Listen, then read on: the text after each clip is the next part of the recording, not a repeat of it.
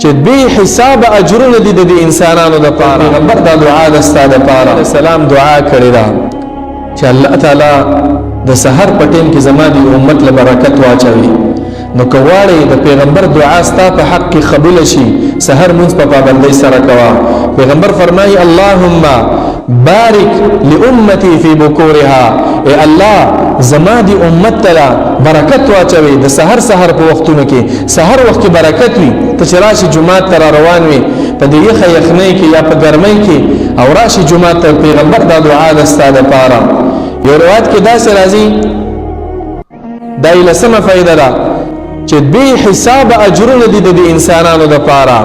که دوی ته چیرته پته وي ولو يعلم الناس ما في العتمه والصبح لاتوهما ولو حبوا، کدي خلکو ته پته وي چې د سحر په منځ کې څومره فائدې دي نو دوی به په خپور باندې لاسونه به داسې لګولې او را روان به دومره زیات اجرونه دي زما عزت مندورونو.